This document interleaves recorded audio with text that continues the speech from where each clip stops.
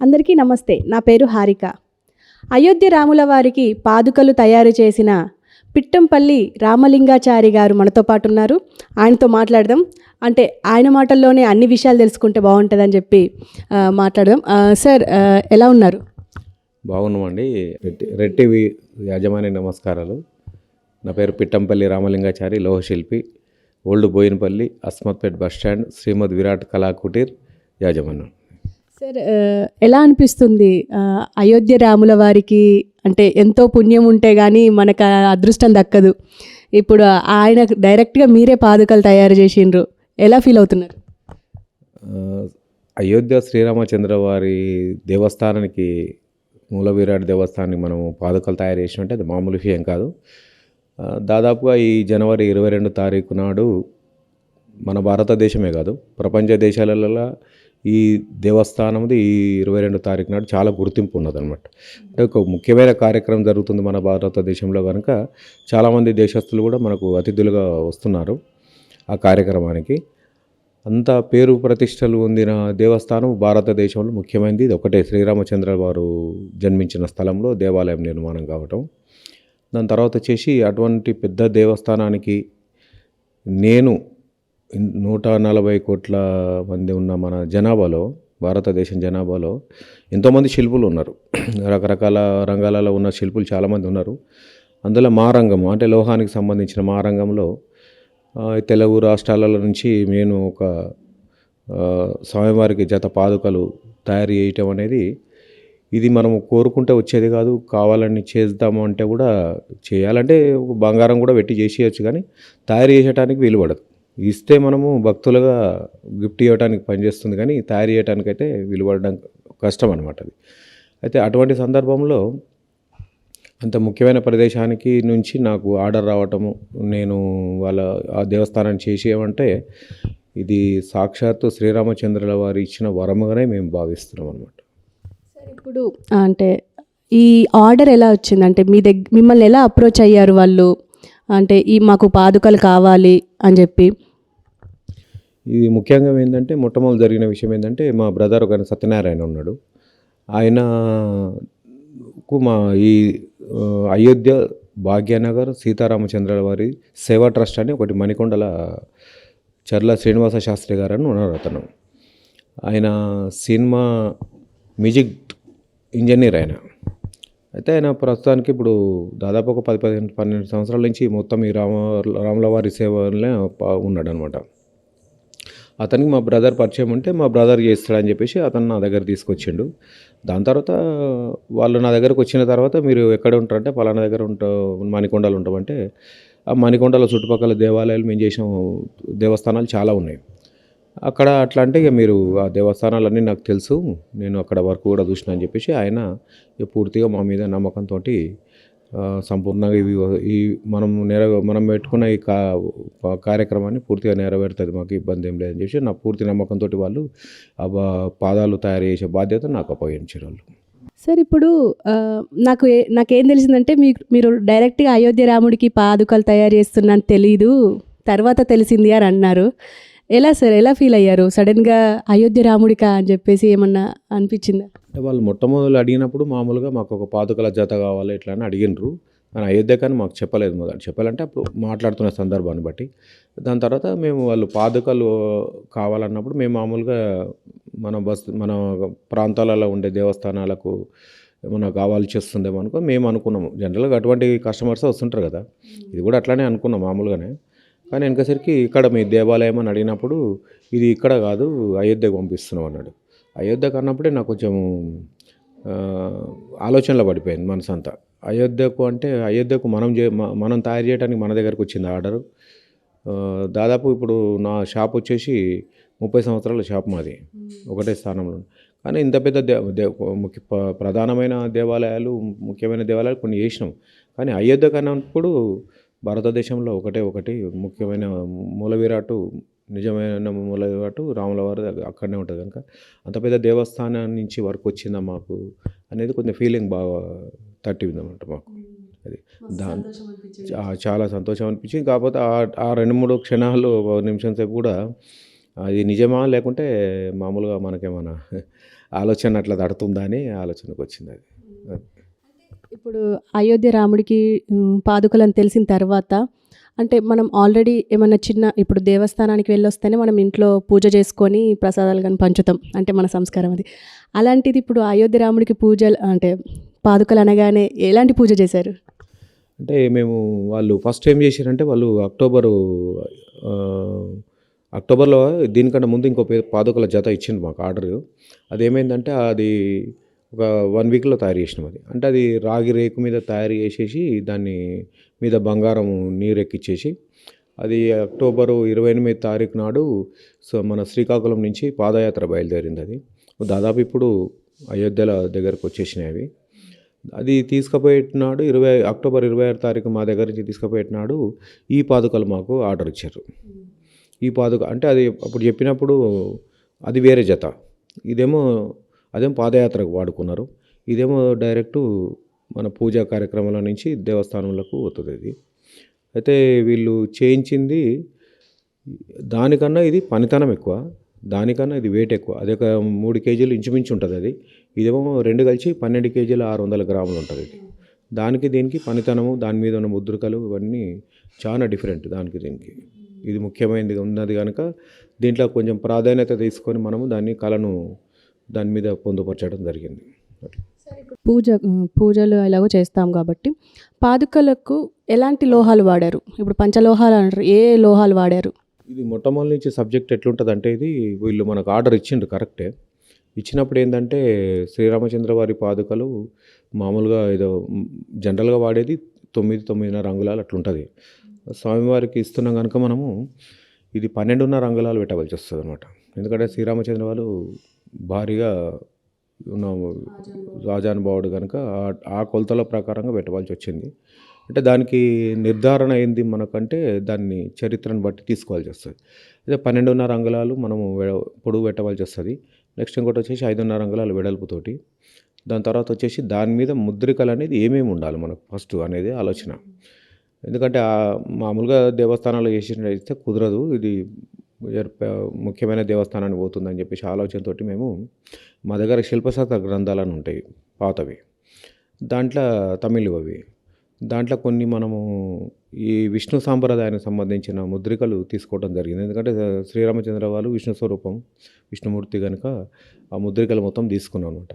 అయితే ఈ 12.5 అంగుళాల పొడవు 5.5 అంగుళాల వెడల్పుతోటి దాంట్లో పట్టే అంత జాగాలో మనం ఎన్ని ముద్రికలు అయితే ముఖ్యమైనవి తీసుకున్న వాళ్ళనుకో ఫస్ట్ విష్ణుమూర్తికి వచ్చేది శంకు చక్రాలు, దాని తర్వాత వచ్చేసి సూర్యచంద్రులు, దాని తర్వాత వచ్చేసి ఆవు ఏనుగు, దాని తర్వాత వచ్చేసి కల్పవృక్షము, దాని తర్వాత వచ్చేసి పతాకం జెండా, దాని మీద మళ్ళీ స్వస్తికు హిందూ సాంప్రదాయం గుర్తులు, దాని తర్వాత వచ్చేసి ఒక కలశము, దాని తర్వాత విష్ణుమూర్తి దశావతారాలు విష్ణుమూర్తి కనుక మొట్టమొదటి అవతారము మత్స్యావతారం అని చెప్పేసి దాని యొక్క చాప తీసుకున్నాం.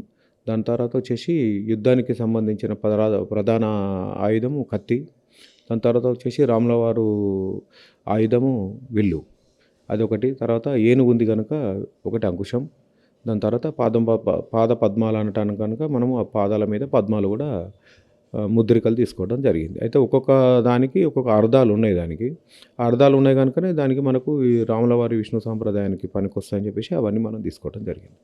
అది ఇప్పుడు ఎన్ని రోజులు టైం పట్టింది? ఇప్పుడు పాదుకలు రెడీ చేయడానికి ఎన్ని రోజులు టైం పట్టింది?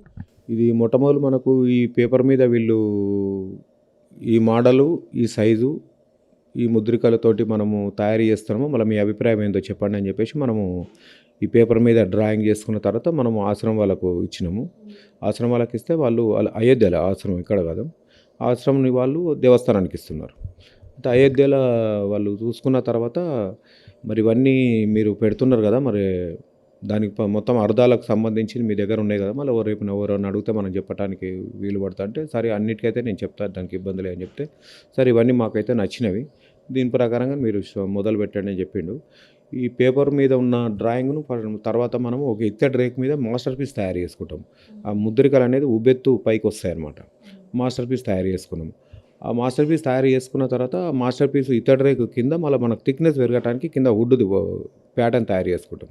ఆ ప్యాటర్న్ తయారైన తర్వాత అది కూడా వాళ్ళకు మోడల్ పంపించిన తర్వాత వాళ్ళంతా ఓకే అన్న తర్వాత దాన్ని మేము రాగిలో, అంటే మరి వాళ్ళు బంగారంలో చేపిస్తారా, వెండిలో చేయిస్తారా, రాగిలో చేపిస్తారా, ఇత్తడి చేపిస్తారా, పంచలోహం చేపిస్తారా అని తెలియదు.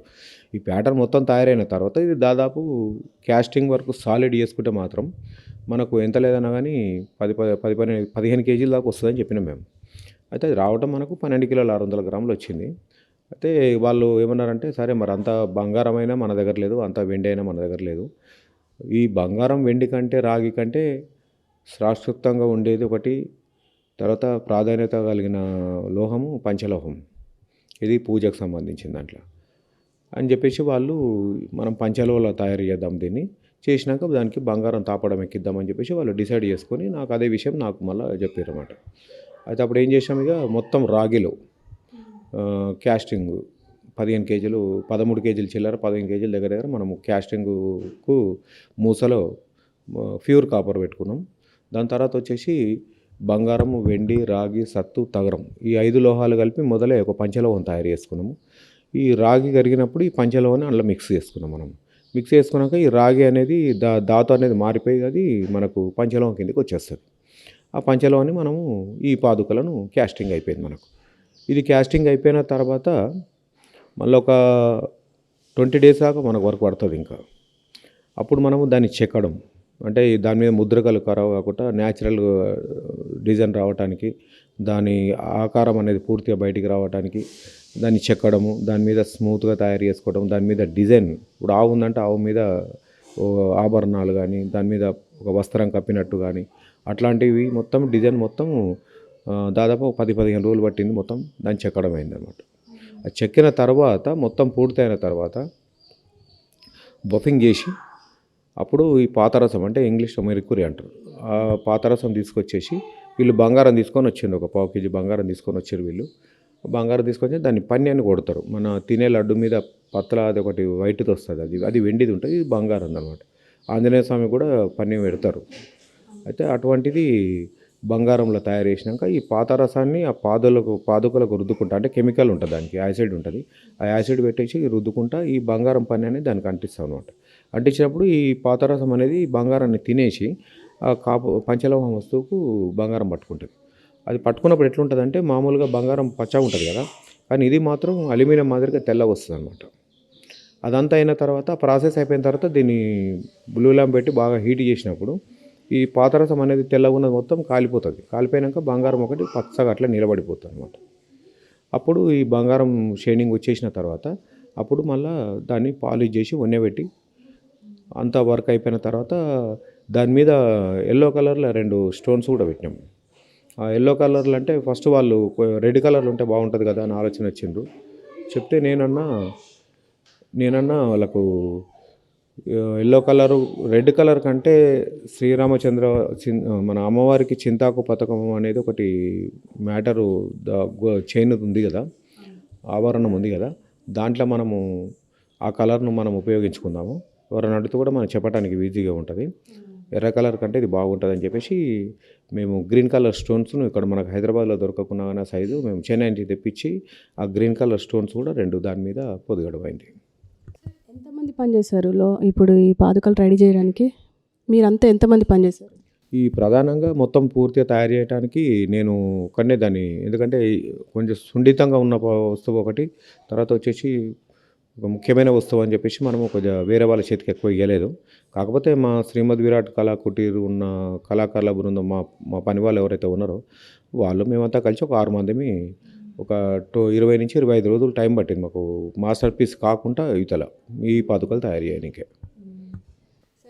ఇంకా మీరు పాదుకలు రెడీ చేశారు, అది ప్రపంచానికి అందరికీ తెలిసింది. ఇప్పుడు మీరు ఇంకా ఏం తయారు చేస్తారు? అంటే ఇప్పుడు దేవస్థానానికి చేసింది మాత్రం పాదుకలు ఒకటే. వాళ్ళు మాత్రం మాకు ఈ ఆర్డర్ ఇచ్చేటప్పుడే దీని తర్వాత తీసుకుపోయిన తర్వాత మళ్ళీ మార్చిలో అట్లా వచ్చి మేము స్వామివారికి విల్లు కూడా చేయించేది ఉంది, 9.5 అంగుళాలు, అది అంత పెద్దది ఉంది, అది కూడా చేసి ఇచ్చేది ఉంది అని చెప్పిండ్రు వాళ్ళు. అది కూడా ఇది ఇప్పుడైతే పాదుకలు వెళ్ళిపోయినాయి, మనకు అయోధ్యకి వెళ్ళిపోయినాయి. పూజలు కూడా ఇంచుమించు స్టార్ట్ అయిపోయినట్టు అవి మన నుంచి. దాని తర్వాత వీళ్ళు విల్లు గినిస్తే అది కూడా పూర్తిగా నేను పూర్తి ఆకారంతో మంచి పనితనం చేయాలని మా ఉద్దేశం. ఇంకా ఇంకా అదృష్టం అనుకోవాలిగా ఒక తెలంగాణ బిడ్డగా ఇప్పుడు మీరు రెడీ చేయడమే కానీ తెలంగాణ మొత్తం మేమే రెడీ చేసినాం అన్న ఫీలింగ్తో ఉన్నారు. ఎట్లా అనిపిస్తుంది మీకు ఇప్పుడు ఇదంతా తలుచుకుంటే? అది ముఖ్యంగా వాస్తవానికి ఏంటంటే నేను ఒక్కనే చేసింది నేను ఒక్కైనా కానీ అదృష్టం అందరిది అది. చేసింది నా చేతి మీద తయారు కావచ్చు, లేకుంటే మా పని వాళ్ళు మేమందరం కూర్చొని తయారు చేయొచ్చు, కానీ అది పాపం ఒక జనాలల్లో ప్రజలలో వచ్చిన అభిప్రాయం ఏముంది వాళ్ళ మనసులలో అంటే, ఇది తయారు చేసేటప్పుడు 4 రోజుల ముందే కొంతమంది తెలిసిపోయింది మా షాప్ దగ్గర. తెలిసిన తర్వాత వాళ్ళు ఆ 4 రోజుల ముందు నుంచే మేము వర్క్ చేసేటప్పుడే వాళ్ళు దర్శనం చేసుకొని దండం పెట్టి పూలు పండ్లు ఇవన్నీ తీసుకొచ్చి కూడా వాళ్ళు పూజలు చేసుకొని పోయిరాళ్ళు. కొన్ని సందర్భాలలో మనం పని కూడా చేసుకొని వెళ్ళేదాన్ని. వాళ్ళు వెళ్ళిపోయిన తర్వాత నైట్ కూడా చేసాం మేము.